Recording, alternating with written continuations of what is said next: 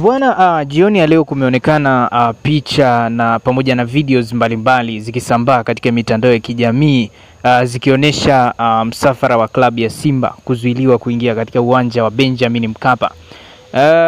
Simba inasemekana imefika katika geti kuu la uwanja wa Benjamin Mkapa majira ya saa 1 usiku kwa ajili ya kufanya mazoezi ya mwisho ambayo yatakwenda kuhitimisha mazoezi yao ya kuikabili Young Africans siku ya kesho tarehe 8. Utakumbuka kwamba watashuka dimbani majira ya saa 1 usiku. Sasa Simba imefika pale majira ya saa 1 usiku kwa ajili ya kufanya mazoezi, lakini taarifa zilizopo ni kwamba walinzi wa klabu ya Young Africans ambao ndo wanaulinda uwanja huo, mabouncer, wamezuia uwanja huo, wamezuia klabu hiyo kuingia uwanjani, kitu ambacho ni kinyume na kanuni za FIFA, kanuni za CAF pamoja na zile za TFF ambazo zinaruhusu timu geni au timu ambayo inakwenda kucheza ugenini kufanya mazoezi katika uwanja ambao game husika itachezwa. Sasa hili hatuelewi limekaaje, lakini pia naweza kusema tunaweza kuzungumza kwa haraka, tunaweza kusema ni pamoja na kukiukwa kwa zile taratibu za TFF manake.